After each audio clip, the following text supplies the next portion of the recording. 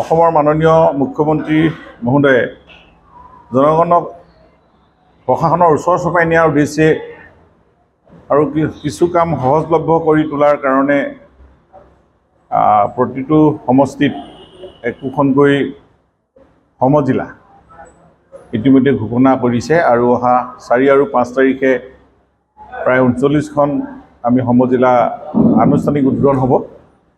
আমি চৰাইদেউ জিলাৰ মৰাণহাটত এটা আমি সমজিলা আমি এখন পাম।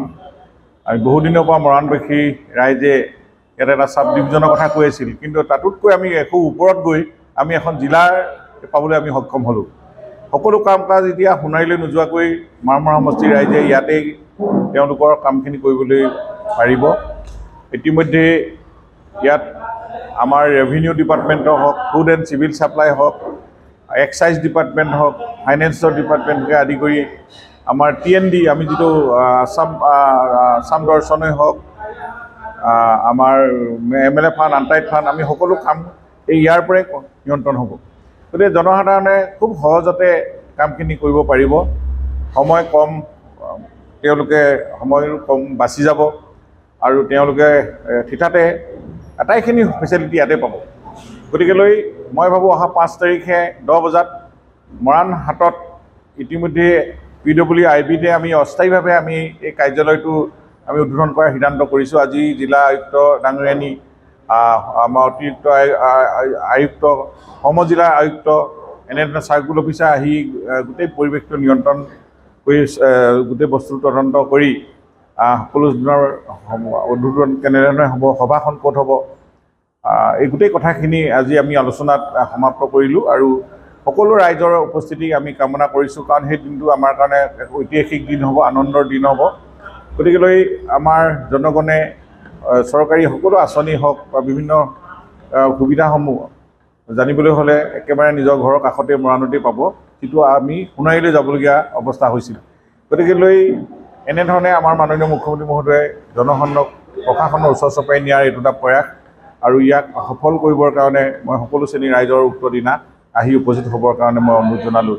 ইয়াৰ উপৰিও আমি নিযুত মইনা আঁচনি, যিসকল আমি হায়াৰ ছেকেণ্ডেৰী ফাৰ্ষ্ট ইয়েৰ আৰু ডিগ্ৰী ফাৰ্ষ্ট ইয়েৰ বা ইউনিভাৰ্চিটি ফাৰ্ষ্ট ইয়েৰ মহিলাসকল বা ছোৱালীসকলক আমি অহা 6 তাৰিখে আমি মৰাণ মহাবিদ্যালয়ত আমি কেন্দ্ৰীয়ভাৱে এই আঁচনিখনৰ আনুষ্ঠানিকভাৱে চেক বিতৰণৰ কাৰ্যসূচী আমি আয়োজন কৰিছোঁ।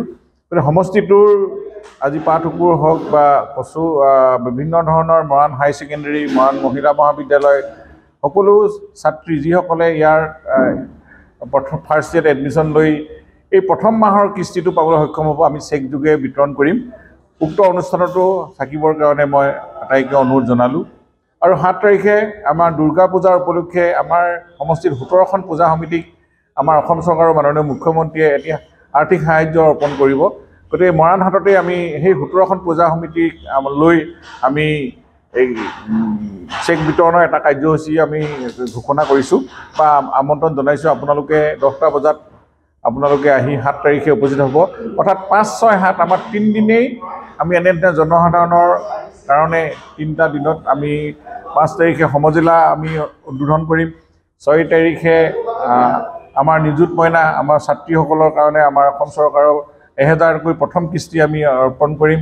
আৰু 7 তাৰিখে পূজা সমিতিসমূহৰ শাৰদীয় দুৰ্গা পূজাৰ উদযাপন সমিতিৰ সভাপতি সম্পাদকসকলক আমি আনুষ্ঠানিকভাৱে তেওঁলোকক যি 10,000 টকাৰ মাননি আমাৰ অসম চৰকাৰৰ পৰা দিয়া হ'ব, সেইটো আমি অনুষ্ঠানত উপস্থিত থাকিবৰ কাৰণে মই আটাইকে অনুৰোধ জনালোঁ। সকলো অসমবাসীক আমি শাৰদীয় দুৰ্গা উৎসৱৰ শুভেচ্ছাও মই জ্ঞাপন কৰিলোঁ।